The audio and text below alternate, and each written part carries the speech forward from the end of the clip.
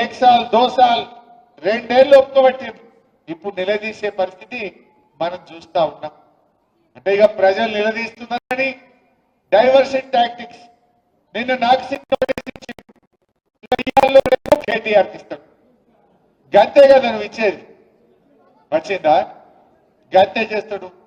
ఎందుకంటే కేటీఆర్ గారు ఒకవైపు గట్టిగా నిలదీస్తుండు, ఇంకొక వైపు నేను అడుగుతా ఉన్నా. సమాధానాలు లేవు. నీ బొగ్గు కుంభకోణంలో నీ బామ్మర్దికే నువ్వు సాయం చేసినావు. నీ సంగతి ఏంటంటే దాని మీద సమాధానం లేదు. సిట్ నోటీసులు పంపుతుంది. ఇక ప్రేమలేఖలు భయపడతామనుకుంటున్నావా? నువ్వు ఎన్ని నోటీసులు ఇచ్చినా బిడ్డ నిన్ను ప్రశ్నిస్తూనే ఉంటాం. మహాలక్ష్మి ఇచ్చేదాకా అడుగుతాం, రైతు రుణమాఫీ అయ్యేదాకా అడుగుతాం, నువ్వు అవ్వాతాతలకు 4000 ఇచ్చేదాకా అడుగుతాం, నువ్వు తులం బంగారం ఇచ్చేదాకా అడుగుతూనే ఉంటాం.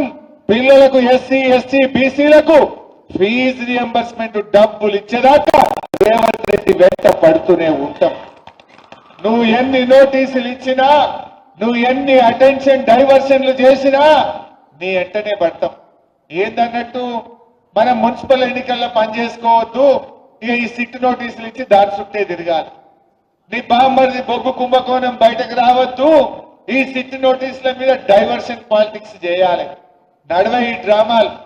జనంకి అన్ని అర్థమైపోయినాయి. నువ్వు ప్రజల్ని మోసం చేసినావు. పైసలు లేవని ఒక దిక్కంటాడు, ప్రత్యేక విమానాల విదేశాలు తిరుగుతున్నాడు, ఢిల్లీ తిరుగుతున్నాడు. ఈయన ఫుట్బాల్ ఆడడానికి స్టేడియంలు కట్టుకుంటున్నాడు.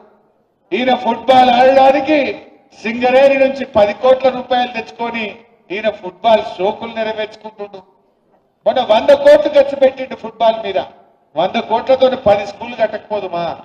పైసలు లేవంటావు. నీ ఫుట్బాల్ కోసం 100 కోట్ల రూపాయలు ఖర్చు పెట్టవా రేవంత్ రెడ్డి? నీ షోకుల కోసం ఖర్చు పెట్టవా రేవంత్ రెడ్డి? మనం చూస్తలేమా? నిన్న మొన్న మాటల పంచాయతీ పడి మంత్రులే ఇవాళ కొట్లాడుకుంటున్నారు. వాటాల కోసం రోడ్డు మీద పడతా ఉన్నారు. ఇవాళ అన్ని విషయాలు కూడా ప్రజలకు అర్థమైపోతా ఉన్నాయి. మీరు మెదక్లు నేను అడుగుతా ఉన్నా. ఎందుకంటే కాంగ్రెస్ గవర్నమెంట్ ఉంటే గణపురం నీళ్లు వదలాలంటే జీబులు కట్టుకుని హైదరాబాద్ పోవాలి. హ్యూమన్ రైట్స్ కమిషన్ల కేసులు వేయాలి. 10 ఏళ్ల బీఆర్ఎస్ గవర్నమెంట్ లో గడప బయట కాలు పెట్టకుండా నీళ్లు వచ్చినాయా లేవా? ఒక్క ఫోన్ కొట్టి పద్మక్క నీళ్లు అంటే ఆడ గేట్లు ఎత్తుడైనా. గడప బయట కాలు పెట్టకుండా 10 ఏళ్లు గణపురం ఆనకట్టకు నీళ్లు ఇచ్చింది బీఆర్ఎస్. కాంగ్రెస్ వచ్చింది, యాసంగి పంటకు నీళ్లు బంద్ అయినాయి. ఉన్నాయా ఈ యాసంగికి నీళ్లు?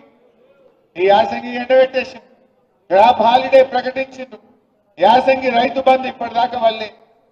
కేసీఆర్ ఏమో నాట్లకు రైతు బంధు ఇచ్చిండు. రేవంత్ రెడ్డి ఓట్లకు రైతు బంధు ఇస్తుంది.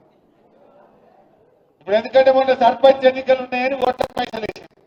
ఇప్పుడు ఊర్లలో ఓట్లు లేవు కదా, ఊర్లలో బంద్ పెట్టిండి. ఇప్పుడు టౌన్లో సీరియల్ వస్తుండే.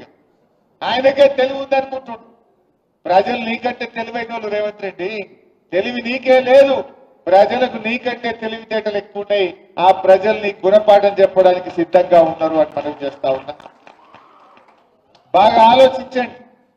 ఇలా మెదక్ అభివృద్ధిలో ముందుకు సాగాలంటే మన బీఆర్ఎస్ అభ్యర్థులు గెలవాల్సిన అవసరం ఉంది. కేసీఆర్ గారు ఎంతో ఆలోచించి కొత్త జిల్లాలు ఏర్పాటు చేసింది. ఇలా కాంగ్రెస్ వాళ్ళు జిల్లాలు రద్దు చేస్తారట. మెదక్లో ఎవరైనా కాంగ్రెస్ పార్టీకి ఓటేయడం అంటే మన జిల్లాను మనం వద్దనుకోవడమే. మన జిల్లా రద్దు చేస్తానన్న రేవంత్ రెడ్డికి ఓటేయడం అంటే మన ఏళ్ళతో మన కన్ను పొడుచుకోవడమే. మెదక్ జిల్లా ఉండాలా పోవాలా? ఉండాలా పోవాలా? ఉండాలంటే కారు కోటేయాలి, కాంగ్రెస్ చిత్తుగా ఓడగొట్టాలి. అప్పుడు మన జిల్లాల తెరువు రాడు. మన జిల్లా తెరువు రేవంత్ రావద్దంటే, రేవంత్ జ్ఞానోదయం కావాలంటే కాంగ్రెస్ పార్టీని ఓడించాలని చెప్పి నేను మెదక్ ప్రజలందరికీ కూడా ఈ సందర్భంగా పిలుపునిస్తా ఉన్నా.